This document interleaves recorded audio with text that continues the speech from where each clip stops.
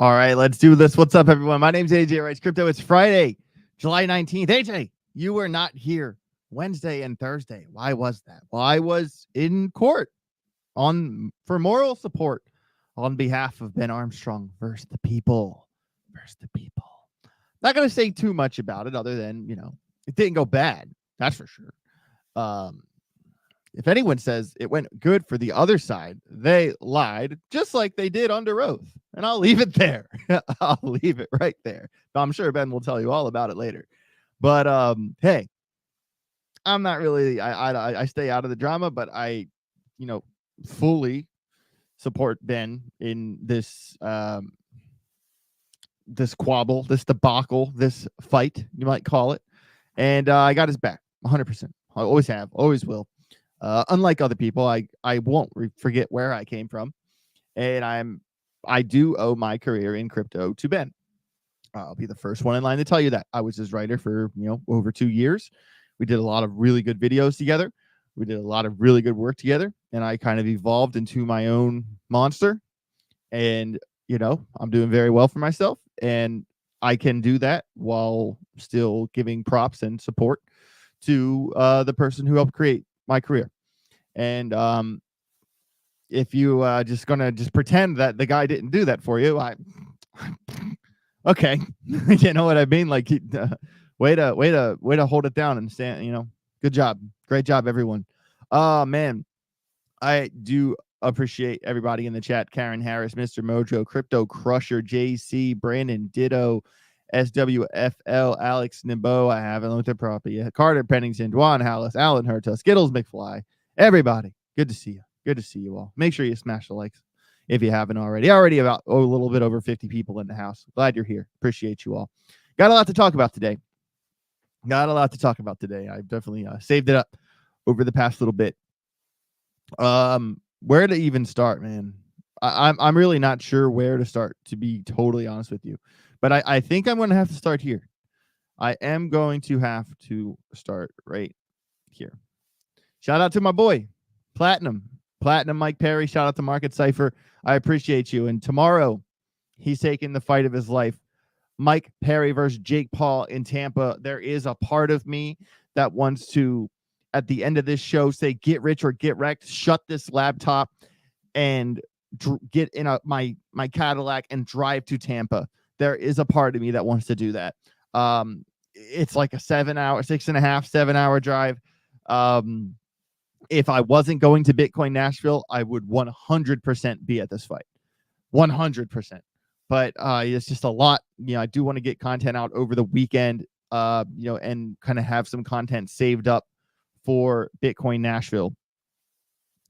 And that starts next week. But in terms of the fight, I did watch the press conference. Perry is going to be about 15 to 20 pounds lighter than Jake Paul. This is in fighting this changes things. It's a significant disadvantage. BAZED bet. If you want to bet on the fight, click the link down below. Bet on BAZED. They changed the odds. Vegas changed the odds, and BAZED changed their odds. Before, it was 3.5 for Perry. So Jake Paul is heavily favored to win this fight. And they changed the odds because it was 3.5. So if you put $1,000 down, you'd get $3,500 back. Now it's 4.2. So if you put $10,000 down, you get $42,000 back. I did flirt with the idea of doing, wheelhouse $15,000, $16,000 bet to get to 50,000 for the win. But now that they changed the odds, I can do a little bit less. I'm basically, as of right now, I'm either going to bet 5 or 10,000, and I haven't decided yet. I do want to maybe talk to Crypto Face, maybe talk to Ice Bags, maybe just talk to a couple people that might be a little closer to the situation that I am. I don't think Perry is I don't think the fight is scripted. I don't think Perry is a guy that can be bought. I don't think that this is his reputation on the line. If Perry can beat Jake, I mean that does change everything for his career.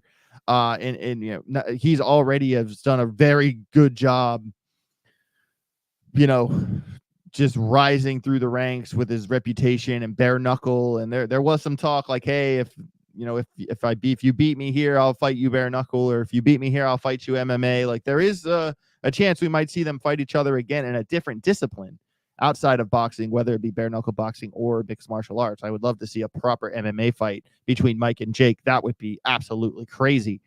But yeah, that's where we're at right now. Still kind of, I'm just kind of thinking about it, thinking it over. You don't just jump into these things. You kind of got to think about it.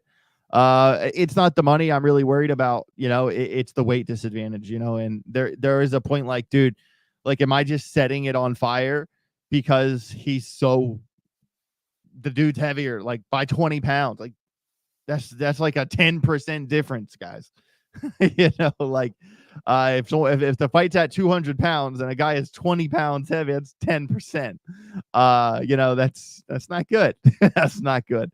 So I'll think about it. It's not a matter of not having balls, Carter. Trust me. It's just like, damn, but I'll keep it moving. Big shout out to Mike Perry, man. Full support. He's been a pillar for crypto. He went on Joe Rogan's podcast with a Market Cypher shirt and a Kanpai Panda hat. The guy holds it down. Much respect, much love for Mike Perry, man. Seriously, what a G. Met him a couple times. Cool as they come. Super nice guy. All right, let's get a fresh refresh here. Let's talk about some crypto. 65.5 for Bitcoin, kind of holding steady there. I'll pull the chart here in a little bit. Ethereum 3,400. Things have woken up a little bit. So I know last night things came down a little bit, which I wasn't surprised to see, to be honest. Solana waking up 170. Was below 150 not too long ago. Let's take a quick look at the gainers, losers. That's really what I care about, to be honest with you. Popcat still moving up 10%. Everyone's like, oh, why are you talking about Popcat so much? Because it's the biggest mover in crypto. and it fought its way into the top 100 now. Damn, been talking about this thing since like 35 cents. Dude, get out of here. Got Mantle up 9, Bonk, Arweave, Brett, Solana all up, about 6%. Also injective with Aptos, Jupiter. Loser side, Multiverse, X Core, AKT, a Cash Network, TIA, Immutable X, Gala, and then we kind of get like 1% or below. Nothing too crazy in the down department. But things have kind of steady been creeping their way up. Steadily creeping their way up. And I do really like to see that. Pretty funny. I don't know if you guys remember this or not, but you guys remember that at Pi where that said they were going to launch their mainnet like a year ago and all these people were just pressing a button on their phone thinking it was going to make them rich? Well, apparently I haven't mined Pi in well over a year. I know when Ben was talking about it, I was like, yeah, why not? It doesn't hurt anything. And then I kind of stopped giving a shit.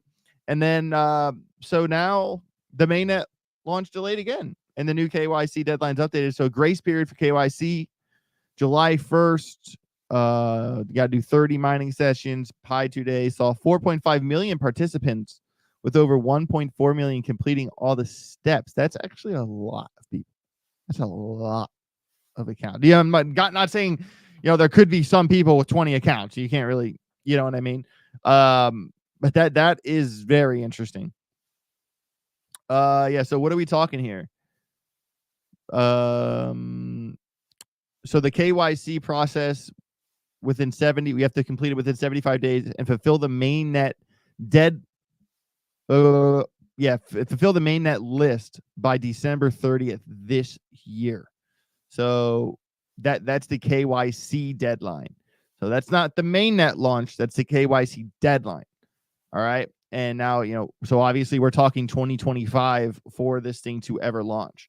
And, my question with this is like, so you press this button on your phone every day, right? And apparently you're making here. Let's take a quick gander at my Pi app on my phone, just for the sake of it. Why not? What do I have to lose, right? Tap here to mine Pi. Okay, I'll mine my Pi today. How about that? Yeah. Okay. Mine it up. We're mining that Pi today. I don't even know why.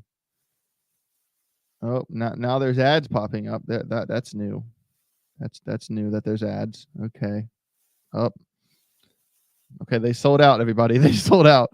Okay, I don't want to be on an email list. Okay, so I remember I staked a bunch of Pi, if that matters. But on this app, I maybe I need to do something on the browser or something because I never went back to it.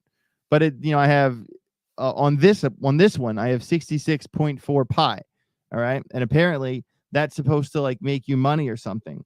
But my question is, if a million people, if 1.4 million participants completed this process, and there's another 3 million people that are there but haven't done the process, where does the money come from? Because we all press a button on our phone? Is it advertising? Like, there has to be money. You know what I mean? And that's got me scratching my head on that one. Someone explain that to me, because JC said I had the Pi app and I gave up on it. That is the story. They sold out, LOL. But I think it's funny just to do. I did it for a while. I forget. I used to have thousands and thousands of Pi. But I had it staked on the other. I don't know what I did, to be honest. I forget. But it's just interesting. And where's the money going to come from? Time will tell. It's something I've always kept track of just because it intrigued me, to be completely honest with you.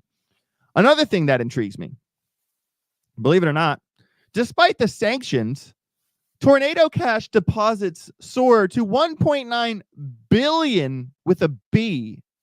Billion with a B in this year. There's sanctions on it, and people still put $1.9 billion through Tornado Cash. And in all fairness, I don't think like it should be illegal, to be honest with you. I completely believe in privacy. There are times where it could certainly be used for the wrong reasons, but that doesn't mean every time it's used for a wrong reason. It's just like I talk about this all the time. Like, the internet is a tool. You could use the internet. You could use the internet to do bad things or to do good things. You could use a hammer to build a house or to cave someone's skull in, but it's a tool. And that's what I feel about Tornado Cash. All right. And Tornado Cash has received 1.9 billion in deposits in the first half of 24, despite sanctions. Sanctions make it legal for U.S. users to interact with Tornado Cash, but the activity remains high. Coin Center filed a 2022 lawsuit arguing that the sanctions are illegal, which I totally agree with. I get it though. I get it, but honestly, what I do, we don't need Tornado Cash, guys. You need Houdini Swap. Houdini Swap is a partner of the channel. I'm a proud partner of Houdini Swap. This project rocks. I'm stoked to be partnered with this project. And I don't care if you buy the coin lock or not. That's completely up to you. I think there's good fundamentals there personally. I have a couple $1,000s in it. But the fact that, like, if you guys remember, in my evening days at Hip Network, as that ship was starting to sail, I got hacked, and that sucked. That was not fun, and it happened because, all right, so someone in the office, was using this bot on Binance to basically, it just created money for them. Basically, it was like an aggregate type of trading bot that used your money to trade. Okay, and I was like, holy shit, because he actually was making some money with it. So I threw I think $7,000 or $8,000 at it. And at the time, before AJ Writes Crypto, before I had all my own sponsors, before I had my own channel, my own, multi sources of income, that was a lot of money for me at the time. All right. And I had to use, and then what happened was, the day I moved the money over to the bridge to use the trading bot on Binance, the bot went down for an update of some sort. It took like a week or two for it to fix itself. And I was like, okay, well, I guess I'll just wait. I'll just wait. And then my car went completely to shit. And I was like, okay, well, I'm going to need that $7,000 back. I think it was 7 or 8. I really forget the exact number, to be honest with you. It was less than 10, more than 7. And I was like, okay, well, I have to use a bridge to bring my money back to Ethereum, because my stable coins were on, or I forget what coin it was, but it was on the Binance Smart Chain. All right. And the same bridge I used before that worked fine a month before apparently went down. And I didn't know that. And I got completely hacked. And that was really unfortunate. There's like a little bit more to it with Telegram and all, but I'm not going to go totally down the street. The point here is that bridging scares people. Bridging can be a place where you get extorted. That sucks. It's not fun. It's not cool. I know what it's like to just to work really hard to earn this money and then just lose it. Okay. It sucks. But you pay for your mistakes. Number one, I'm glad I went through that because it shaped my character. It made me be more careful. Just because you used something yesterday doesn't mean you shouldn't check before you use it today. Right, guys? Right. So Houdini swap is kind of the answer to the prayers there. And, you know, you can send, swap, or bridge 4,000 tokens across all chains, keywords there, all chains. And you can do it. Say I wanted to go from Ethereum to Solana. Okay. And then you type in the receiving wallet address here. You could do it standard, or you could click and do it privately, guys. I'm telling you, Houdini swap is sick. And I wish this existed back when, so I could have got my money safely off of Binance. You know, I've been through the ringer with crypto, and I am seriously like, I would not talk about something like this unless I used it myself and trusted the process. It's that simple. Maybe I will like make a video about this in the future. I am a partner with them, so definitely expect some content, but I am super excited about Houdini swap. And if you guys need to jump from chain to chain or want to jump from chain to chain privately, transact freely with Houdini swap. There you go. 1 second. I got to pull a tweet here. Where is it? Okay. Speaking of partnerships, just 2 days ago, it's official, gang. It's official. After years of dedication, I am thrilled to announce that I am partnering with Algorand. Being a member of the Algo fam means the world to me, which it really does. And I'm excited to continue making a positive impact on this community. And stay tuned for my live interview with Mark, the new CMO, him right there, from the main stage of Rare Evo this August in Las Vegas. This tweet went absolute bananas. Dude, almost 100 retweets, almost 750 likes. Not bad. And this is what I like the most about this. Stacy's like, oh, it all started the day you broke into our offices in Boston. Yep, I did totally break into their offices, and Ben was with me. And the overwhelming amount of congrats, even Wendy O, congrats. You know, congrats, welcome. Oh my God, amazing news. Congrats, Major W. Guys, this is how it's done. This is how it's done. Okay? Because unfortunately, in our space, there's this whole problem with, you know, undisclosed marketing, undisclosed, you're talking about a project when you're sponsored by them, when you're not. And there are some like things where, say I do a video with a project, but it's just like a one-off video. I'll just say at the beginning or the end of the video, this video is powered by blank. And that's me telling you, hey, they made this video happen. They wanted me to do this video. Okay. But if you do something like continuous over time, and have Algorand and I had conversations about this in the past, for sure. You know, have we really warmed up this relationship for, you know, me being a member of the Algo fam, you know, what, over 2 years ago now. And then, you know, me doing some interviews when the channel started, doing like I was just a member of the Algorand community for a very long time. And then, you know, at Decipher, it kind of became official. And that's awesome. And some people ask, you know, what does partnering mean? Okay, well, first of all, Rare Evo is like a perfect example of what that means. Like when you are, you know, speaking at conferences or doing like highbrow stuff, you need a representative that isn't like an exact member of the team, but knows everything about what you're doing to ask the right questions. That's like why I think they value me so much, because I know how to ask the right questions. And that's why I'm very good at interviews, and I can land an interview with almost anyone in this space because I ask the right questions. And, someone needs to do that. Someone needs to be able to, jump into high level, Mario Nafal number type Twitter spaces and be able to talk about Algorand properly. That's where I come in. And also, like, besides that, it's also like just continuing what I've been doing on Twitter, tweeting about Algorand all the time, making Algorand content, videos, technical analysis, talking about the news. Just like, certainly there is a content element to it for sure, but there's also a marketing element to it as well. And I think that's the most important part that people are not going to like totally understand at first, because like basically everyone's like, we want Algorand to market, but then when Algorand markets, they get upset. And I'm like, wait, like, do you want them to market or not?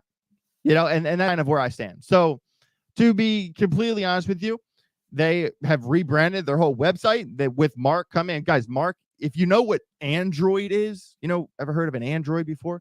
We have iPhones, and then we have Android. You know what Android is because of Algorand's new CMO.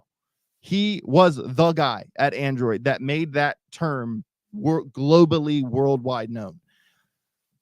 He's doing it again, and he's doing one hell of a job. He's only been with Algorand for 3 or 4 months now, and he has been doing a fantastic job.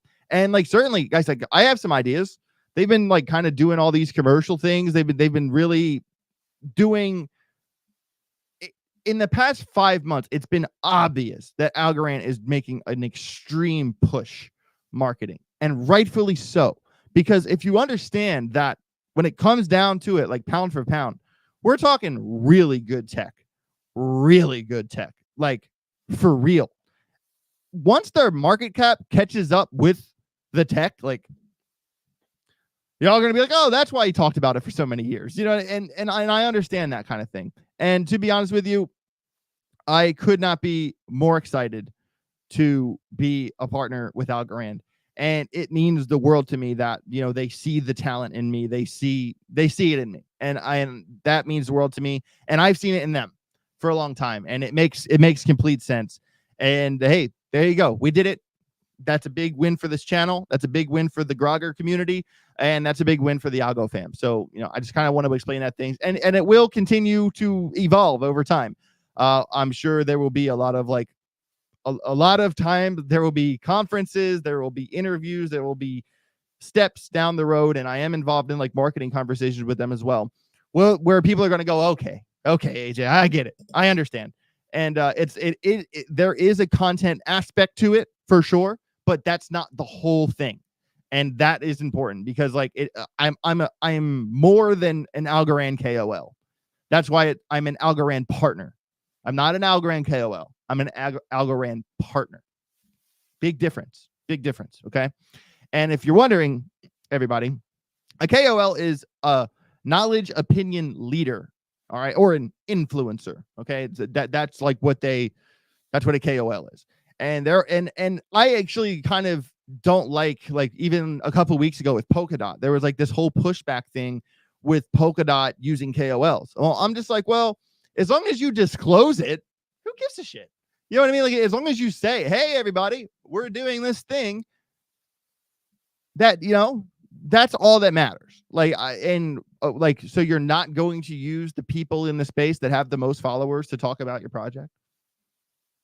You know what I mean? Like, I've done a lot of work, a lot of KOL work, and that's how I like live. Like, you know what I mean? Like, is like YouTube an aspect of it? For sure. Is trading an aspect of my income? For sure. But there's nothing wrong with like being a representative for a company.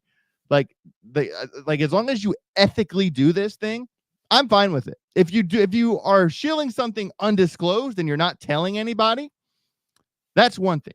If you're just upfront about it, that's another. And that's completely how I feel. So yes. When Algorand airdrop? That's a good question. I don't think they're doing one, but they should. They should. And look, even in the chat here, nobody's hating on me. Congratulations. I love to see it. You guys rock. I do appreciate you. Yes, KOL, knowledge opinion leader. That stands for JC.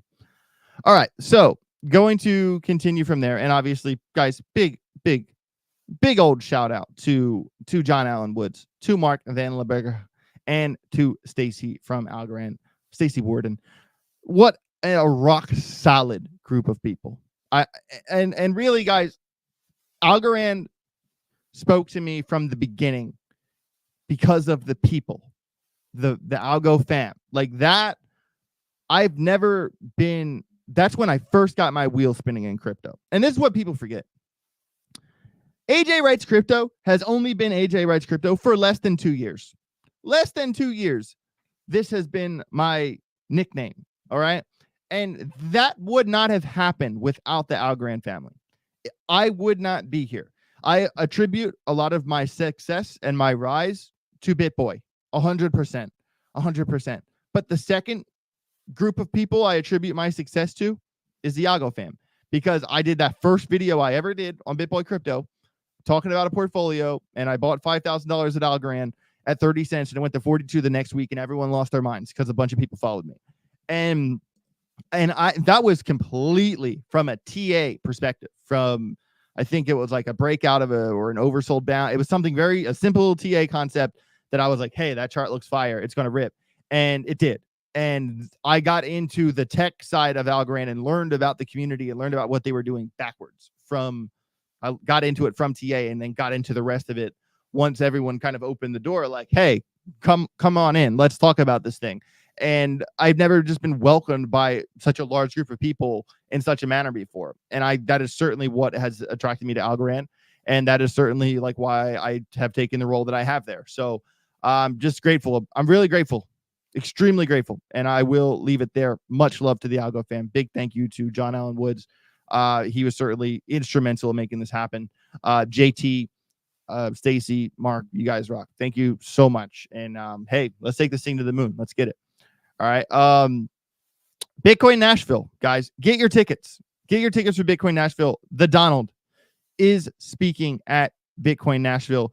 Did go to court yesterday. The people versus Ben Armstrong.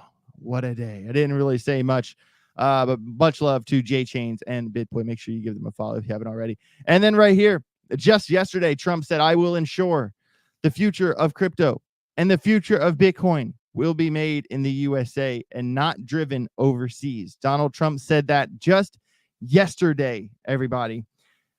This election, the election, it's going to be talked about by just about every channel. I am going to talk about it because it is extremely important to kind of stay updated on this entire thing. And Brad Garlinghouse from XRP says 2024 election is key to regulation. Obviously. And this is why, like, I am really honest with you. I'm not like the biggest Trumper in the world. Like, I don't like worship Donald Trump, but is he the best choice for crypto? Yes. Is my career, my life path right now and for the next 30 years, hopefully, God willing, going to be involved with crypto? Yes. Clear one issue vote. It's a one issue vote. And I'm bullish on Trump. I think the assassination was a complete act of God. I feel that the world works in many ways. I am a proponent of like the multiverse theory. And I think that, you know, we might be in one of the only realities where that shot didn't land. So thank God for this universe. And everything would have changed if that happened. But this is certainly the turning point for crypto regulation. And guys, I say this because, you know, we've spent how long now at the mercy of the SEC? Just like, oh, another Wells notice. Oh, Gary Gensler. Oh, Elizabeth Warren. Like, I'm sick of it. I am sick of talking about this stuff. And I'm almost already tired about talking the election. I'm already electioned out. And it's in July. All right. But like, I have to use the platform I have to bring awareness to these things. And if we want to be in an environment where we are not worried about regulation and we can just focus on packing our bags and going to the moon, it's going to be much easier. There's going to be much less risk, much less volatility, like the bad volatility. There's going to be crypto is going to evolve into literally a butterfly. And there's just been so many times where I really have questioned, like, is this real? Like, is this going to end? Is Bitcoin and Ethereum going to like kind of break off and all the other alts are going to die?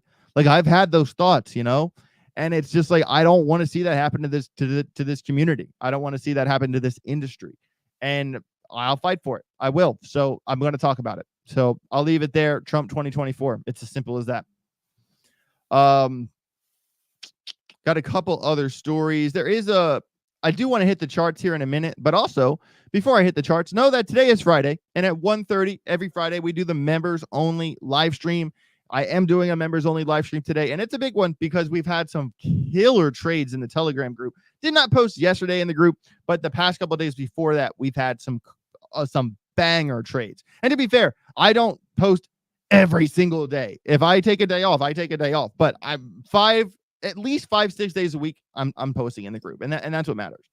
And also, obviously, if you want to join the Telegram group, send me an email to ajalphagroup@gmail.com. Take your trading to the next level. We've been banging trades. Could not be more excited about it. Okay. Steve Jones, $2 super chat, ran at Crypto Banter, said that Algo and Vet are dead coins. Well, Ran has about as much insight as a fucking goldfish. I know some stuff, and I'm not gonna say it. But I don't really like. If you bought your way to the top, I don't really give a shit.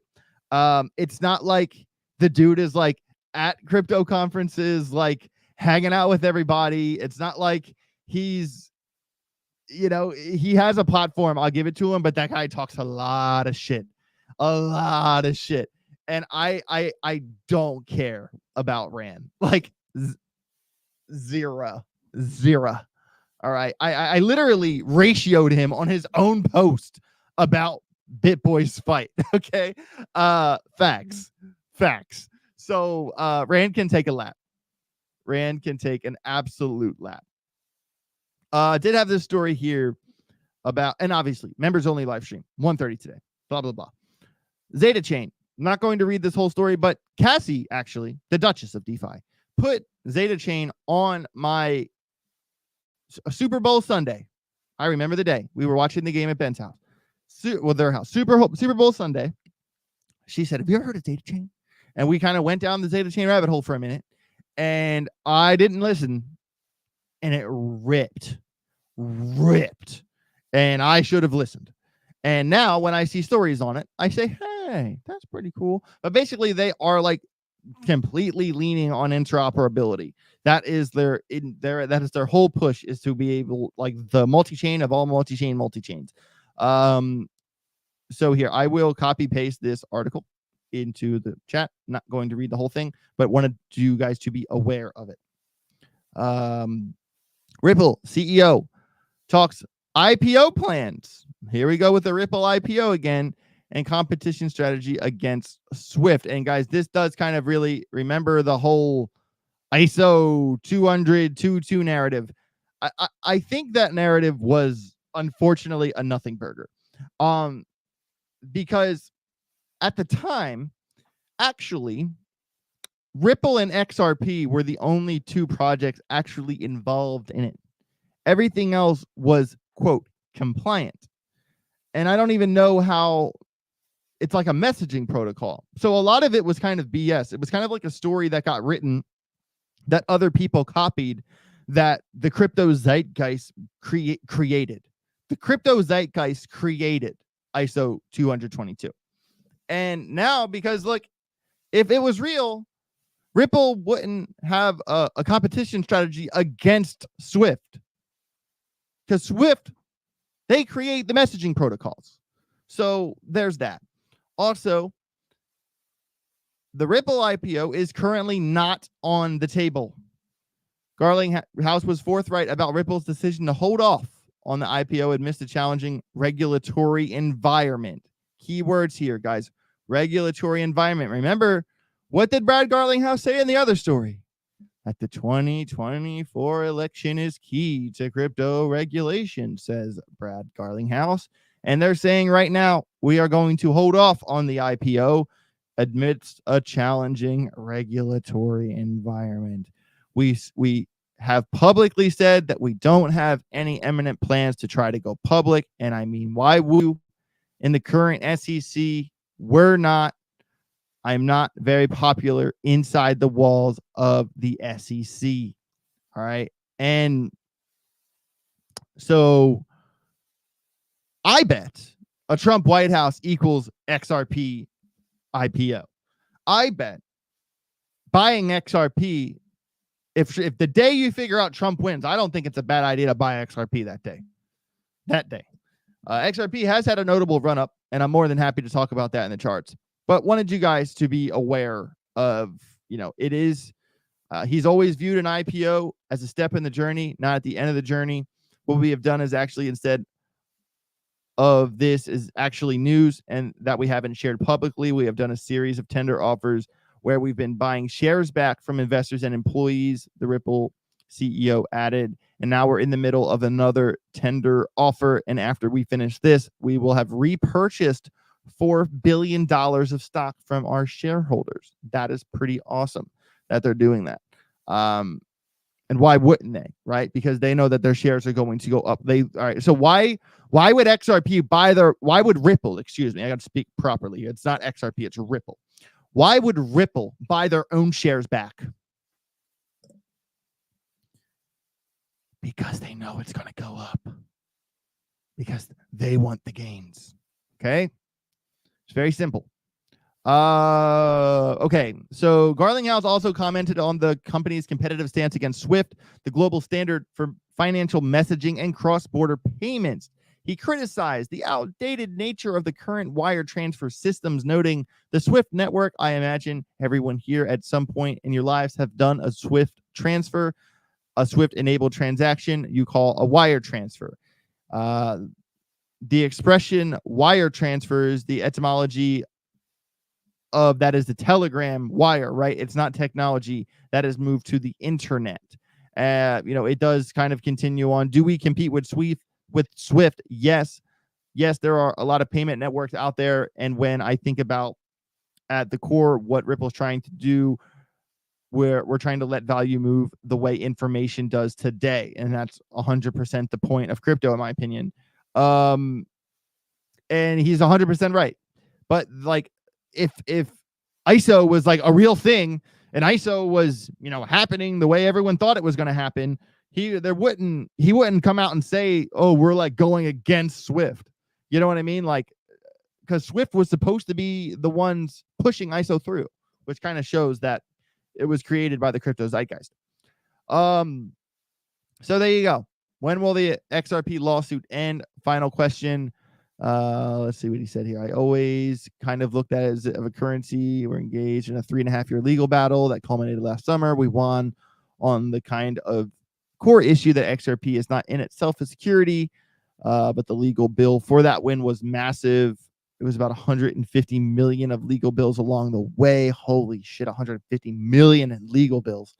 And then he ended off with saying, there are a couple of things that I'll call cliffhangers that the judge should rule on eminently, maybe a month or less, or maybe 2 months. I can't know that, but I am looking for a full resolution. At the time, XRP is trading at 58 cents. So there you go. Big shout out to the XRP army. You guys rock. I still hold a little bit of XRP. I have been vocally bearish of XRP for, I'd say, a lot of 2024, and rightfully so. It has been a stable coin. It has woke up a little bit in this past, and I think that once it gets, I feel like it's being suppressed. 2, I feel that once there is regulatory clarity, because XRP, there's actually for a lot of coins that kind of rely on the global cross-border payment system. Well, the global cross-border payment system has to allow you to, globally cross across the borders, and so once we can globally cross across the borders, I think that a lot of projects like XRP, like XLM, like Hedera, like Algorand will wake up because they will be allowed to be used. And I think that at the heart, I think Ripple is really at the heart of the global cross-border payment system. And, there has to be an environment where they can thrive. And we don't have that yet, but I believe that we will. AJ, do you think Matic is a good buy? I actually just saw something that isn't Matic swapping to Pol, P-O-L here very soon, or Paul, I don't know how you're pronouncing it. P-O-L to Matic. M-A-T-I-C. Save the date. Polygon Technology here 1 day ago. CoinDesk. I know you guys can't see it. One second.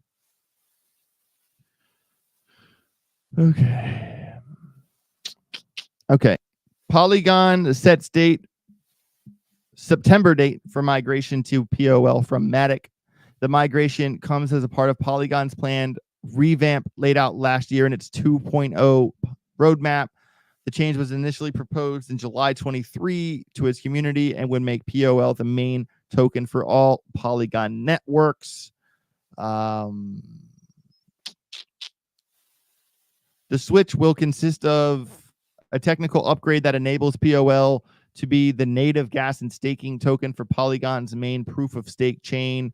In the next stages of the upgrade, POL will begin to also secure other blockchains in Polygon's wider aggregated network, including the Ag layer. POL is a hyper-productive token that can be used to provide valuable services to any chain in the Polygon network, including the Ag layer itself.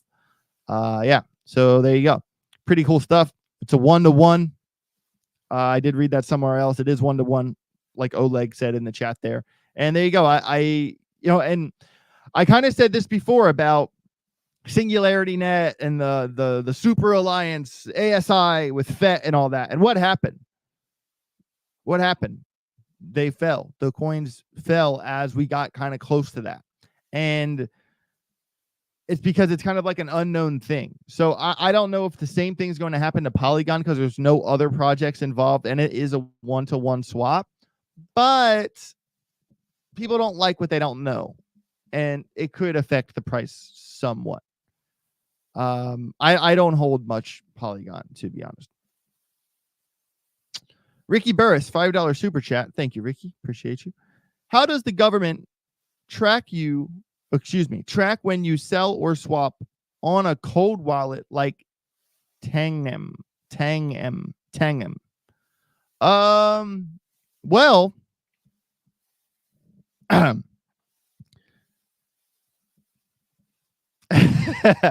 so I know this. The government will only know what you give them. Like your taxes, for instance. A concept I don't like talking about on the channel, because even if I talk to my own tax guy who does my taxes for all the money I make in crypto, even he's wrong. And he's been doing my taxes. So I'm not going to make statements, but this is what I'll say. They won't know unless you tell them. Okay? And act like everyone in crypto that makes a shitload of money doesn't have that one MetaMask wallet that they're just not talking about. And unless you get an audit, unless you're making so much money that the government audits you and does a forensic analysis, they won't know. And even then they might not know if you privately transact it. If you privately transact your whatever to a cold wallet, I would never tell anybody. I'm pay your taxes, guys. I'm not telling you to evade the system or play a game, but pay your taxes for sure. Pay your taxes. But they, the government, what I'm saying, Ricky, is that the government isn't tracking you. You give your transaction history to your tax guy or you do it yourself. And if you don't give them that wallet or don't give them that exchange account or whatever, unless you get audited, they're not going to find it. But you could get audited. Okay, so don't take that risk. pay taxes. But the point here, Ricky, is that the question's framed wrong because the government's not tracking you. You are giving your information either directly doing your taxes yourself or paying a tax attorney like I do. All right. And you only give them what you give them. Okay. That's my point. So the government isn't going to track you unless you get audited. And if you get audited, they'll find it. Okay. So pay your taxes. NFA.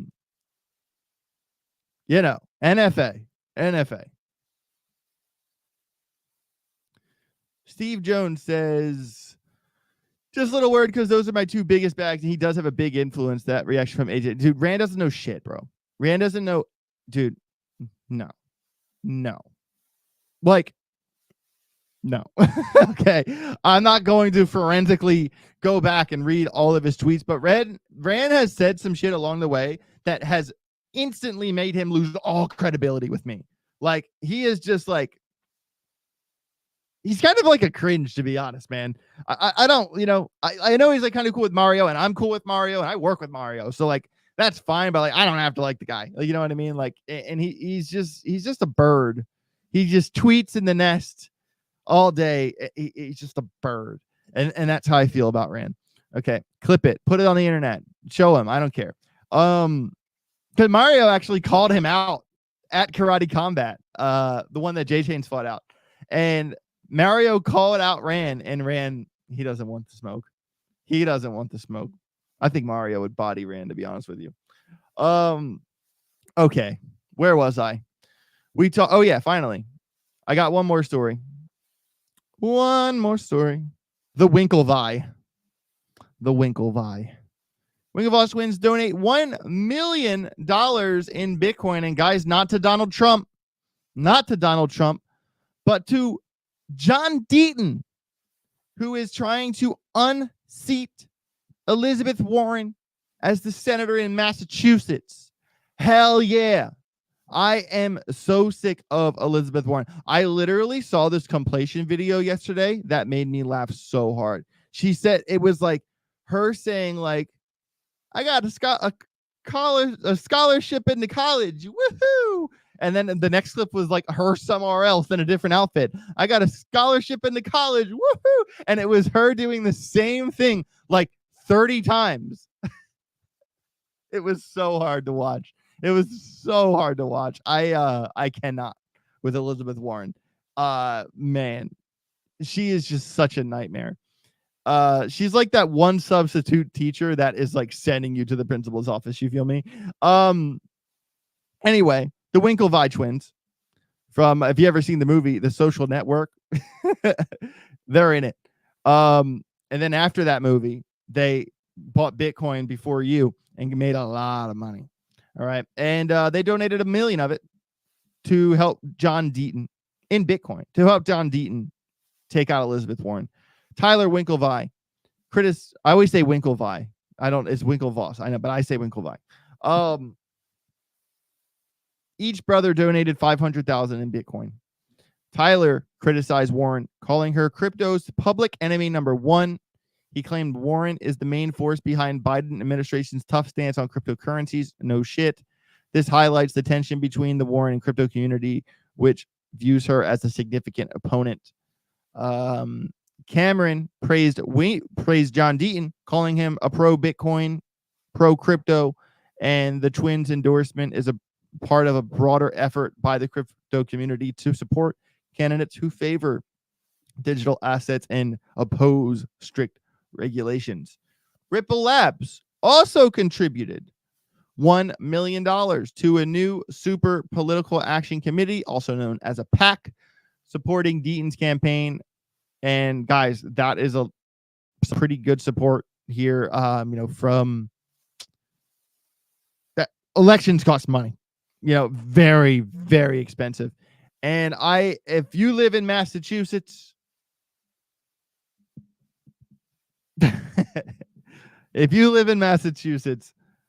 you have a job to do. You have a job to do if you live in Massachusetts, man. So I am going to do a quick overview of.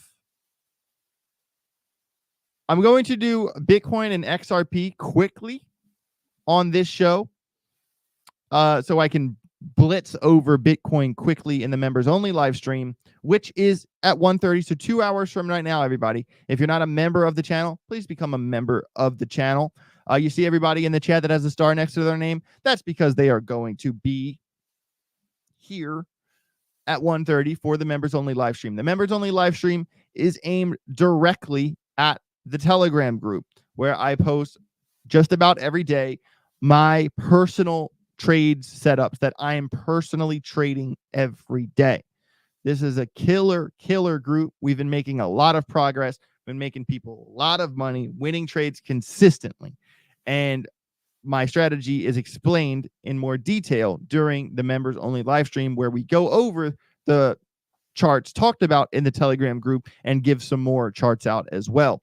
And big shout out to Caffeinated Crypto in the chat for gifting 5 AJ Wrights Crypto memberships. Caffeinated Crypto, I do really appreciate you, man. Thank you for doing that. Very nice of you. All right, so Bitcoin, here we are. We talked about, guys, anytime in the Telegram group where I give you a letter, a number that is bigger and the font size is bigger than all the other numbers, that's because it's more important. All right. And this is certainly been, let me pull my volume profile up here really quick. Certainly has been the case here with 64.3. The other day, during 4 charts in 4 minutes, my new segment. And guys, let me know, 4 charts, 4 minutes, by the way, is a great idea for a segment. And I'm going to be doing it all the time. I was at court the past couple of days, but like the days I don't have a planned video, I'm going to do 4 charts in 4 minutes just to get something out there. I've been kind of lagging behind on my YouTube grind. I've been traveling a lot, and I want to have more content than just this live stream. I have to do that for the channel to grow. I had like a really strong start, and then I kind of hit a ceiling, and I can't get above the damn ceiling. And that's because I got to put out more content. So 4 charts in 4 minutes is my answer to that. Something that I can do. I can probably bang it out in an hour. And it's a quick 4 minutes of content where you can follow along with technical analysis, learn concepts, and it's quick. I think a lot of people get turned off by crypto videos because they take so long. And I get that. I totally get that. But I think 4 charts in 4 minutes is a perfect concept. And I hope you guys like that video. If you missed it, my most recent video, it says new segment at the top. That's 4 charts in 4 minutes. And we were talking about this level. We were actually kind of right around in here during 4 charts in 4 minutes. And as you see, Bitcoin it is 3.5% away from the point of control on the visible range volume profile. We did just print a green dot on Market Cipher on the 4 hour. Really good to see that, because guys, because when it comes down small and then continues above, like when a chart has bullish continuation, it stays above on Market Cipher. When it's going down, like see this downtrend here, look at the chart. See how it's all down here. Okay. But when things go in the right direction, it stays up. So when you see on Market Cipher, you see how like this here takes so long to turn around. Well, look, when they turn around, very small oscillator waves here, very small momentum waves, that is really bullish for bullish continuation, especially with the green dot on the 4 hour. So what I would do here on Bitcoin is that we also do kind of have to respect that there is another support resistance level here that matters now, because we were rejected. I wonder if this level has also been relevant before. I bet you it has. Of course it has. There it is right there. Boom, and even there. Very significant level where Bitcoin was rejected. So we have to add that to the fray here. We do have to add this one in. Boom. Go to 66.5. Okay. So 66. What's the actual number? 665.15. So, okay.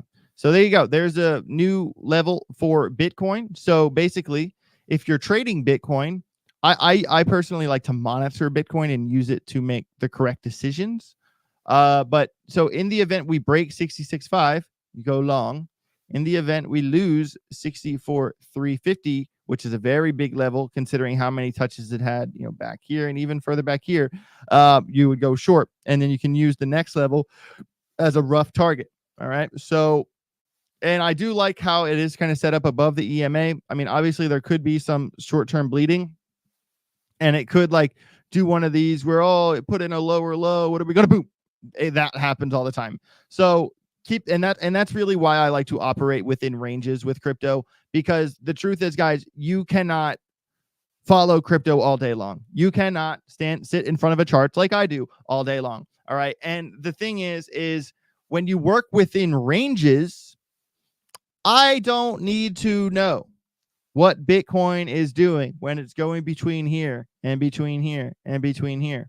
But when you set alarms on these levels, I will be notified when something important happens. I don't care about this move. I care about the break. And that is how you react to the market. And when you stop guessing and start reacting, you start winning. It's very simple. I got one more chart for you guys. I do want to take a quick look at XRP here, and we will call it a day. I think Ben is about to start his live stream soon if he hasn't started already. I certainly want to hear what he has to say today. Okay, so let's go to daily first. Oh, I didn't switch tabs. Daily first. Okay, XRP. So, couple things. I know this is kind of confusing here, but let me make sense of this. So, let me change this line to white. So, we talked about this, not red, white. We talked about this in the group. Okay, this white line here. And basically, we shorted the loss of this line, and correctly, may I add. All right, but sometimes it's actually really interesting when you break a downtrend. I like to leave that line there, because sometimes what happens is, just like what happened here with XRP, I got some leftover chart graffiti from the past AJ talking about God knows what. When you leave that line there, because sometimes what will happen is the price will almost there. The price will come back up and test this trend line and then lose it. And that's exactly what happened here, which is really interesting. So I always like to leave those levels there, even if it makes the chart look really messy.